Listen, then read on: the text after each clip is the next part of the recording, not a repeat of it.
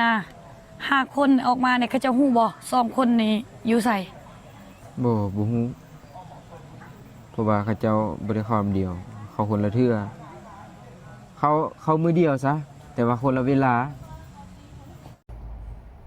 ความจริงปรากฏที่จริงแล้วกลุ่ม5 คนกับกลุ่ม2 คนบ่ได้นอนอยู่ในกลุ่มเดียวกันเข้าถ้ำคนละเวลาเพราะฉะนั้น5 คน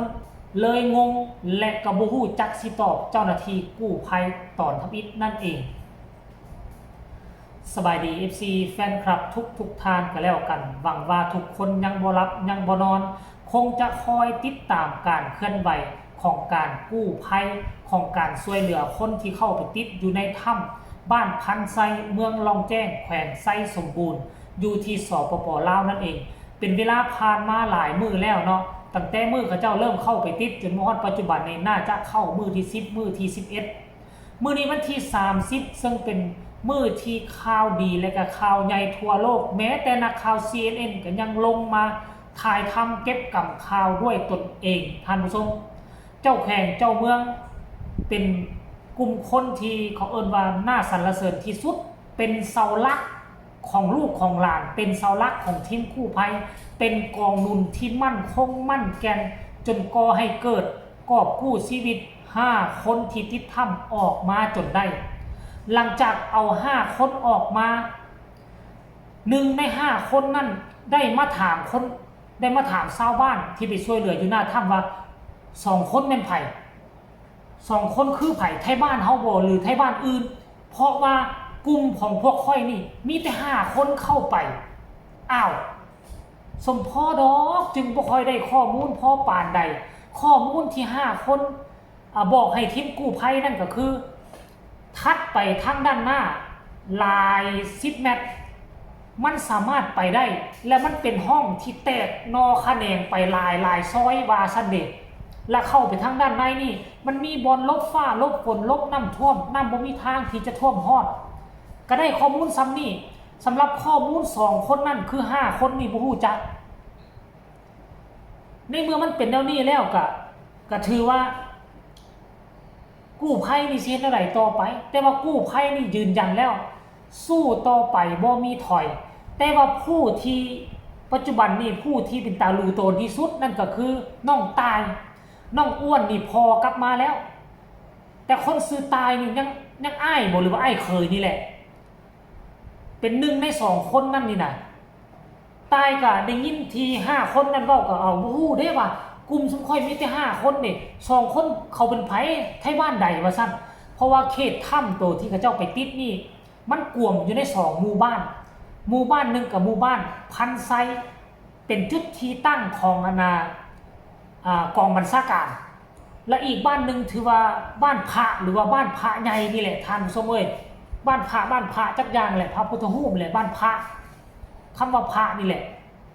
แล้วก็มีเจ้นอมที่พยายามเอาเครื่องเอาของไปช่วยตลอดหลายวันได้ไปสัมภาษณ์ถ้าค่อยจำบ่ผิดผู้ที่นางสัมภาษณ์น่าจะเป็นน้องตายเจ้นอมก็เป็นห่วงเป็นใยและจึงมาได้คำตอบจากน้องตายเพราะว่า1 ใน 5 คนนั้นบอกน้องตายมา2 คนเป็นไผบ่ได้นอนในกลุ่มซุมค่อยเด้อเข้าไปคนละเทือเข้าไปคนละกลุ่มค่อยละสงสัยแล้วนี่2 คนน่าจะเข้าไปก่อนเขาจึงอยู่ในเลิก5 คนนี่เข้าไปตามหลังก็เลยอยู่ม่องนี่ขั้นกรณีว่า5 คนนี่เข้าไปก่อน2 คนเข้าไปตามหลังจังไดก็ต้องได้ผ่านจุดที่5 คนนี่อยู่แม่นบ่ล่ะต้องได้ผ่านจุดที่5 คนนี่อยู่มันก็ต้องเจอกันคนประชาชนหากินอยู่บริเวณเขตเดียวกันเขาฮู้จักกันอยู่แล้วเนาะฮู้จักกันอยู่แล้วแต่ว่า5 คนนี่บ่ฮู้จักก็คือว่ามันบ่ฮู้แม่นผู้ใดเขาเจ้าซื้อมา2 คนแม่นผู้นี้บ้านนั้นบ้านนี้เขาฮู้แน่นอนท่านผู้ชมเอ้ยเอารายละเอียดให้ไปฟังจากปากในช่วงขณะที่เจ้น้อมเราสัมภาษณ์เนาะ1 ในประชาชนที่อยู่บ้านนั่นแหละท่านผู้ชมไปฟังพร้อมกันเลยตอนนี้แม่น2 คนแนวยังบ่เห็นเฮาสิดำเนินต่อสอกต่อดูดน้ำต่อแล้ว5 คนออกมาเนี่ยเขาจะฮู้บ่2 คนนี้อยู่ใส่บ่ฮู้เพราะว่าเขาเจ้าบ่ได้เข้าเดียวเขาคนละเทื่อเขามือเดียวซะแต่ว่าคนละเวลาก็เลยบ่เห็นเดียว โอ้ เขาออกมาเมื่อกี้เขายังถามข่อยนะ เอ้า เขายังถามลูกเมื่อกี้เนี่ยว่า2คนนั้นเป็นไทบ้านใด เอ้า เขาถามนะ เอาแสดงว่าเขาเจ้าบ่ได้ฮู้ มี บ่ได้ฮู้จักกัน แล้วเข้าคนละเวลาอ๋อ เขาฮู้จักเดียว แต่ว่าเขาบ่ฮู้ว่ามันเป็นไทบ้านเฮานี่เขาไทบ้านเดียวนี่ อ๋อตอนนี้ทางเชี่ยวชาญเพิ่นกำลังปรึกษาและวางแผนอยู่ แต่บ่ต้องเป็นห่วงได้แน่นอนเนาะได้แน่นอนสิดูดนำมื้อนี้แหละ แต่ปัญหาคือต้องดูดน้ำออกก่อน เพราะว่าความเสี่ยงมันสูง อืม มันเป็นทางน้ำไหลเลย ทางสร้างเส้นตัวนั้นเข้าไปนะ อืมแสดงว่าตอนนี้เฮาจะดูดน้ำออกเขาเจ้ามือเดียว แต่เขาเจ้าคนเขาเจ้าเข้าคนละเวลา ขนาด5คนเนี่ยเขาเจ้ายังบ่ฮู้ว่า2คนนี่เข้าไปตอนใดแม่นบ่ แม่น อ้าว เขาเจ้ายังบ่ฮู้ซ้ำว่าแม่นผู้ใด ค่อยละคิดว่าเขาเจ้าเข้านำกันซั่นดอก บ่แม่นเพราะว่า2คนมันเป็นทีมทางห้าง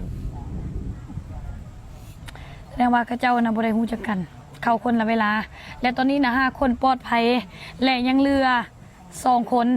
กำลังค้นหาตอนนี้นะและมื้อนี้ยังบ่แน่ใจว่าจีน้องสิกลับเวียงจันทน์บ่เพื่อ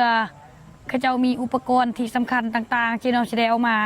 ไวทันใจ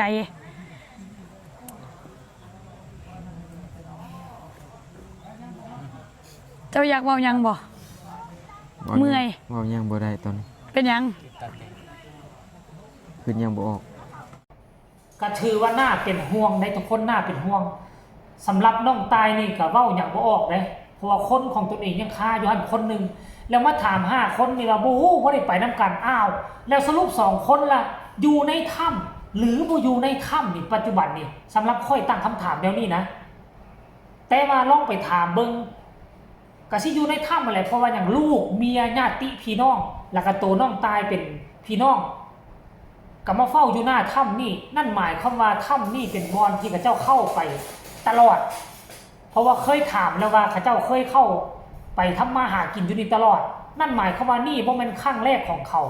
ข้าเจ้าเข้าเป็นประจำน่าจะเข้าไปจุดประสงค์เดียวฮอนของฮอนค่ำนั่นแหละท่านผู้ชมเพราะว่าอยู่ทางฝั่งลาวมันดินดำน้ำซุ่มธรรมชาติมันอุดมสมบูรณ์อยู่ใส่ก็มีหมดแต่คันท่ากรณีว่าทองคำที่ข้าเจ้าไปฮอนตามน้ำสายต่างๆนี่นะ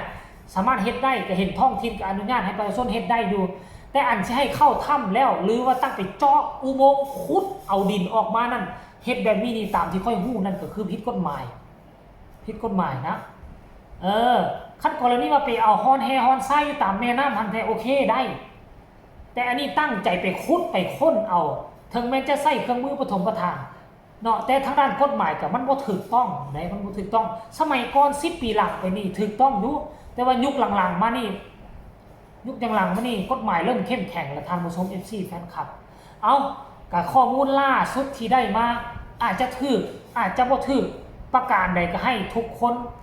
เนาะกับพากันวิเคราะห์เพราะผู้สัมภาษณ์ก็อยู่ในหน้างานแล้วคนที่สัมภาษณ์ก็เป็นญาติพี่น้องตนเองคาอยู่ในหั่นเนาะเฮาก็คันฟังแล้วคันเป็นตาหน้าเชื่อถือให้กดไลค์กดแชร์แหน่คันบ่เป็นตาหน้าเชื่อถือสิเลื่อนผ่านก็เลื่อนผ่านสิคอมเมนต์ประกอบความคิดความเห็นแนวใดก็เชิญตามสบายแต่ขอให้อยู่ในกรอบเพื่อเป็นกำลังอกกำลังใจให้ทีมกู้ภัยและให้อีก2คนที่ยังติดถ้ำอยู่สำหรับคลิปนี้ลาทานผู้ชมไปก่อนสบายดี